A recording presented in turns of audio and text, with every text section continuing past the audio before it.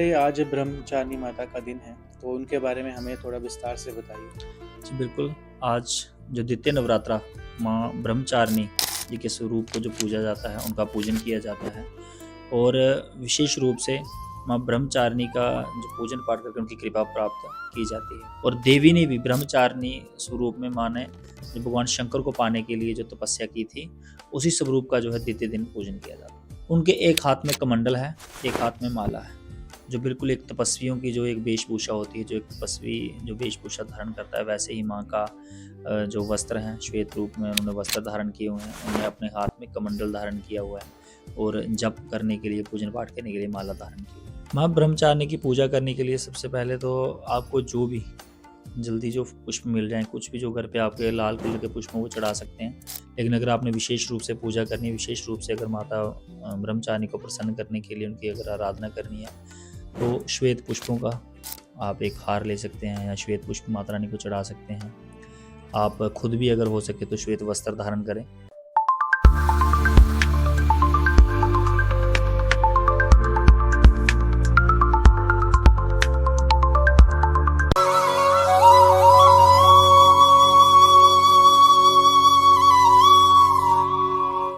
नमस्कार, नवरात्रि के इस खास सीरीज में आपका फिर से स्वागत है। आज हम नवरात्रि के दूसरे दिन माँ ब्रह्मचारिणी की पूजा करते हैं।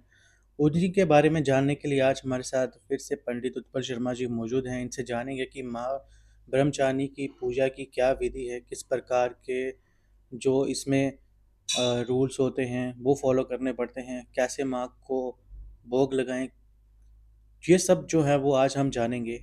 तो चलिए इस वीडियो को हम करते हैं शुरू। तो पंडित जी, आपका फिर से स्वागत है हमारे पेज पे। जय माता दी। जी, तो सबसे पहले आज ब्रह्मचारिणी माता का दिन है, तो उनके बारे में हमें थोड़ा विस्तार से बताइए। जी बिल्कुल। आज जो द्वितीय नवरात्रा माँ ब्रह्मचारिणी जी के स्वरूप को जो पूजा जाता है, उनका पूजन किया जाता है। और विशेष रूप से माँ ब्रह्मचारिणी का जो पूजन पाठ करके उनकी कृपा प्राप्त की जाती है। आज की कथा, आज की माँ ब्रह्मचारिणी के बारे में हम आज जानेंगे। कुछ हम आपको बताएंगे ऐसी कड़ियाँ जो आपके श्रोताओं ने शायद ही कहीं कथा में सुनी हो या फिर कहीं उनको मिली हो। तो माँ का जो सबसे पहले ध्यान करते हैं, सभी से प्रार्थना है कि हाथ जोड़ के जो कथा सुन रहे हैं वो माता का जो है वो पूरा श्रवण करें। या देवी सर्वभूतेषु ब्रह्मचारिणी रूपेण संस्थिता नमस्तस्यै नमस्तस्यै नमो नमः। तो द्वितीय नवरात्रा माँ ब्रह्मचारिणी, जैसे आपने पूछा, तो ब्रह्मचारिणी का अर्थ होता है ब्रह्म और चारिणी। ठीक है। ब्रह्मचारिणी का अर्थ कुछ लोग जो है इसका जोड़ते हैं कि ब्रह्म, जो हम ब्रह्मचार्य का पालन करते हैं उससे। जी बिल्कुल वैसे ही है कि ब्रह्म का अर्थ होता है तप और चारिणी का अर्थ होता है चारण करना। मतलब कि तप को हम जो ग्रहण करते हैं, जो तप करते हैं, ऐसा तप जो व्यक्ति करता है उसको ब्रह्मचार्य पालन कहा जाता है, या फिर हम कह सकते हैं कि ब्रह्मचारी बोलते हैं जो मतलब तप का पालन करता है। और देवी ने भी ब्रह्मचारिणी स्वरूप में माँ ने जो भगवान शंकर को पाने के लिए जो तपस्या की थी, उसी स्वरूप का जो है द्वितीय दिन पूजन किया जाता है। तो माँ ब्रह्मचारिणी का जो स्वरूप है वो किस प्रकार का है, इसके बारे में विस्तार से बताइए थोड़ा। जी बिल्कुल। ब्रह्मचारिणी जो स्वरूप है माँ भगवती का, उनके एक हाथ में कमंडल है, एक हाथ में माला है, जो बिल्कुल एक तपस्वियों की जो एक वेशभूषा होती है, जो एक तपस्वी जो वेशभूषा धारण करता है, वैसे ही माँ का जो वस्त्र हैं, श्वेत रूप में उन्होंने वस्त्र धारण किए हुए हैं। उन्होंने अपने हाथ में कमंडल धारण किया हुआ है और जप करने के लिए, पूजन पाठ करने के लिए माला धारण की हुई है। तो ब्रह्मचारिणी माँ का जो नाम है वो ब्रह्मचारिणी किस प्रकार पड़ा, क्योंकि ब्रह्म और चार दोनों जो शब्द हैं उनका क्या गहरा महत्व है वो बताइए। जी बिल्कुल। हिमालय राज्य जी के घर पे जब भगवती का आगमन हुआ, जब उनका जन्म हुआ, तो वो शुरू से ही जो है पूजा पाठ में बहुत ज़्यादा संलग्न रहती थी, पूजा पाठ इत्यादि करते रहती थी और भगवान का स्मरण करते रहती थी। तो उस समय उनको नारद जी ने दर्शन दिए और नारद जी ने उनसे कहा कि जो आपका जन्म है वो जगत कल्याण के लिए हुआ है और भगवान शंकर जो हैं वो आपको जीवन में ग्रहण करेंगे, आप उनकी जो है पत्नी बनेंगी। तो जब माँ भगवती ने नारद जी से ऐसे वचन सुने, तो उन्होंने उनसे कहा कि मुझे ऐसा कोई एक साधन बताएं, कोई ऐसा एक मतलब रास्ता बताएं कि जिससे मैं जो है शंकर भगवान को प्राप्त करूं और आपके जो वचन है उस पर मतलब कि पूरा सिद्ध हो सके और मैं मतलब उनकी पत्नी बन सकूं। तब नारद जी ने उनसे कहा कि आप तपस्या करें, पूजन पाठ करें और भगवान शंकर का ध्यान करें, तभी वो आपको प्राप्त हो सकते हैं। तो भगवती ने उस समय जिनको हम ब्रह्मचारिणी कहते हैं, उन्होंने उस समय अपने घर से थोड़ी ही दूर में एक गुफा में अपना निवास स्थान में वहाँ पे जो है वो पूजन पाठ शुरू करना कर दिया, और बहुत सी छोटी अवस्था बाल अवस्था में ही भगवान शंकर को पाने के लिए पूजन पाठ किया। और उस पूजन पाठ में उन्होंने बिल्कुल जो है ब्रह्मचार्य का पालन किया। सुबह नित्य जो है वो जल्दी उठती थी, और उठ के बाद जो है उन्होंने अपना पूजन पाठ इत्यादि करना भगवान को, और इसी कारण जो उनको ब्रह्मचारिणी नाम पड़ गया, क्योंकि वो जो था बहुत ही छोटी अवस्था से पूजन पाठ जो है वो भगवान शंकर को पाने के लिए की, और बिल्कुल एक तपस्वियों की तरह। इसलिए जो है ब्रह्म, मैंने आपको पहले बताया कि जो है वो पूजा पाठ करने वाला, चारण जो है उसका जो है पालन करने वाला, इसलिए ब्रह्मचार्य जो है नाम पड़ा। और माता ने जो है छोटी अवस्था में ही भगवान शंकर को पाने के लिए तपस्या की थी, इसलिए उनका जो है ब्रह्मचारिणी नाम पड़ा। तो सबसे पहले तो आप ये बताइए कि हम जो ब्रह्मचारिणी माता है उनकी कथा जो है उसके बारे में बताइए, क्योंकि बहुत लोगों को ज़्यादा नहीं पता होगा। जी बिल्कुल। ब्रह्मचारिणी जो देवी है, वो राजा, मैंने आपको पहले बताया, शैलराज महाराज हिमालय की जो थी पुत्री थी।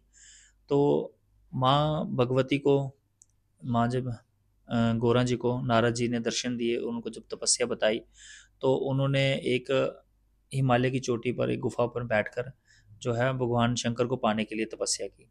वहाँ पर उन्होंने भगवान शंकर को पाने के लिए पूजन पाठ करना सुबह ब्रह्म मुहूर्त में उठकर, और उसके साथ ही कई वर्षों तक उन्होंने जो है उपवास रखा। लगभग 100 वर्षों तक उन्होंने जो है भगवान शंकर को पाने के लिए निराहार भी मतलब कुछ भी अन्न का त्याग कर कर जो है उसका पालन किया।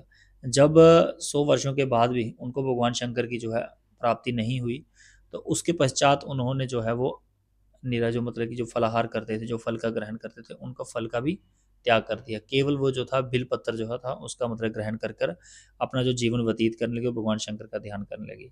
इसके पश्चात जब बिल पत्र खाने के बाद भी जब उनको भगवान शंकर की जो है प्राप्ति नहीं हुई, तो उन्होंने क्या किया, केवल सिर्फ जल पर जो है निर्भर होकर तपस्या की और भगवान शंकर को पाने के लिए प्रार्थना करते थे, पूजन पाठ करते थे। इसके पश्चात कई वर्ष बीत गए और भगवान शंकर की उनको फिर भी प्राप्ति नहीं हुई, तो उन्होंने जल का भी त्याग कर दिया। अंत में भगवान शंकर जी प्रसन्न हुए और उन्होंने उनको दर्शन दिए, और भगवान शंकर ने जो है उनको पत्नी स्वरूप में ग्रहण किया। लेकिन इस बीच में भी भगवान शंकर ने उनकी बहुत सारी परीक्षाएं ली।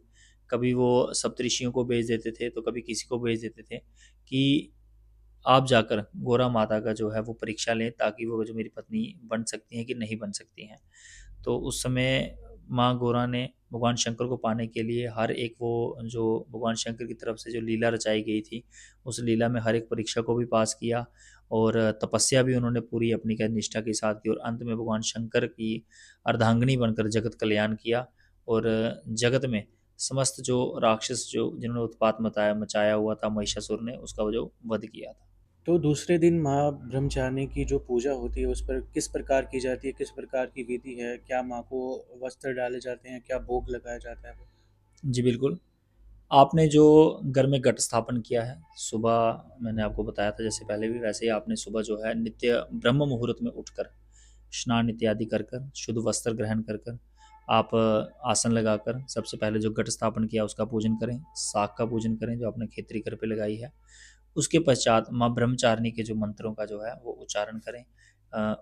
या देवी सर्वभूतेषु ब्रह्मचारिणी रूपेण संस्थिता नमस्तस्यै नमस्तस्यै नमो नमः, इस मंत्र का जाप करें। ओम ऐं ह्रीं क्लीं चामुंडाय विजय, इस मंत्र का जाप करें। जाप करने के पश्चात आप माता की आरती उतार कर उनको जो है दूध या फिर मिश्री का भोग लगाएं।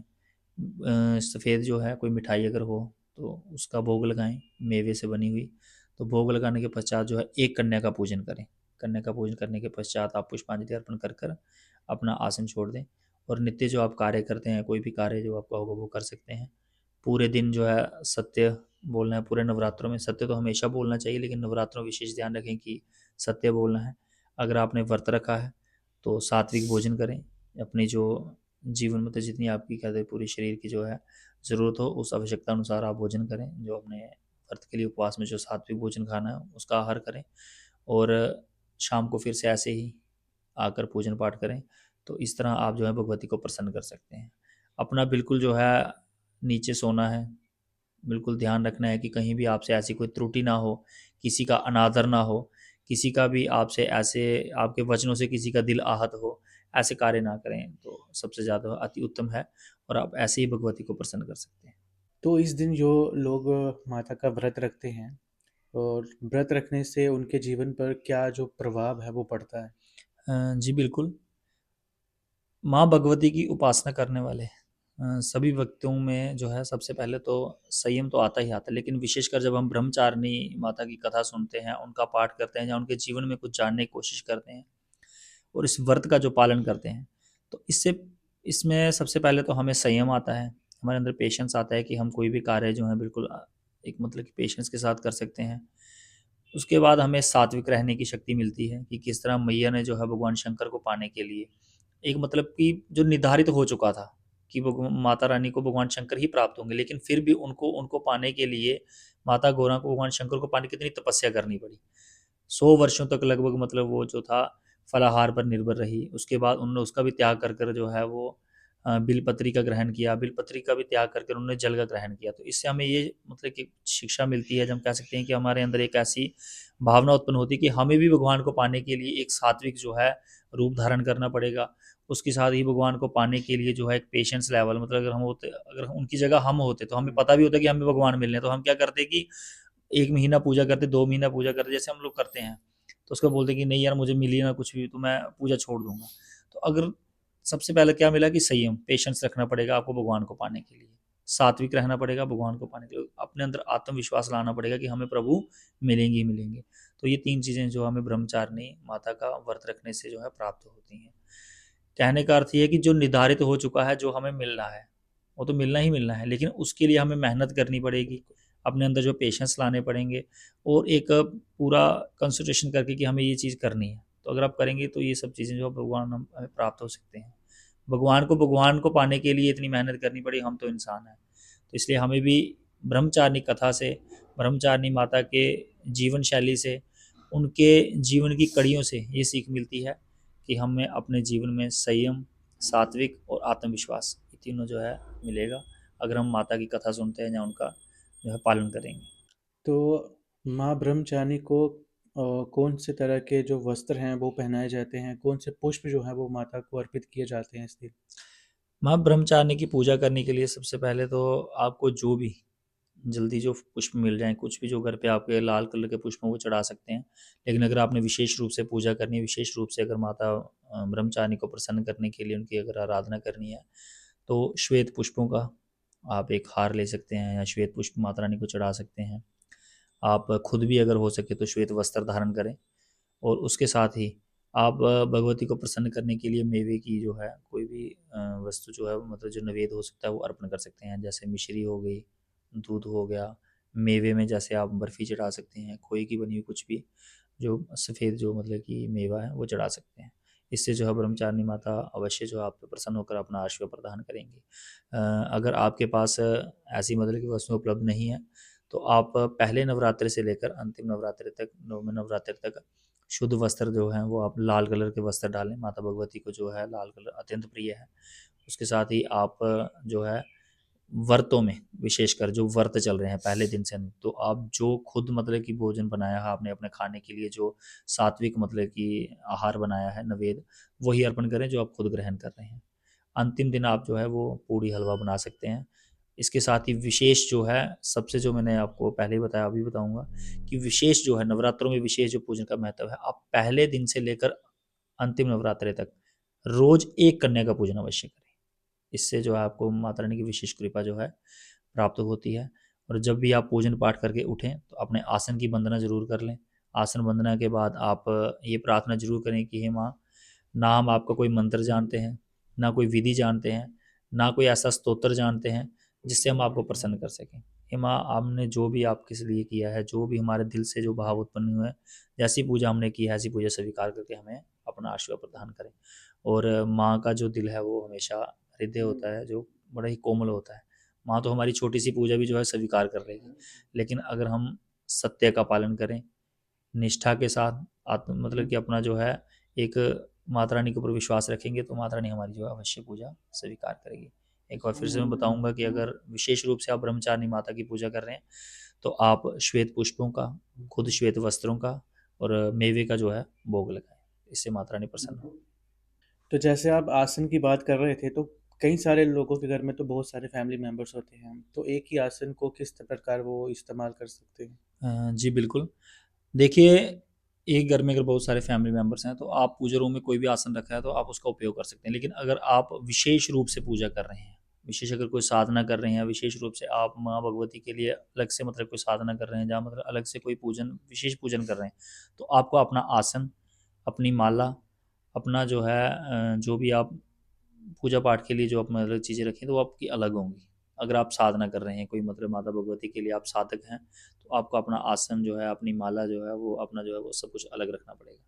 अगर आप ऐसे नॉर्मल पूजा कर रहे हैं, कोई पूजा रूम में आके जैसे है माथा टेक रहा है, जा रहा है, माथा टेक रहा है, तो फिर एक ही आसन जो है वो चल सकता है। तो अंत में हमारे जो व्यूअर्स हमें देख रहे हैं, आप उन्हें क्या संदेश देना चाहेंगे?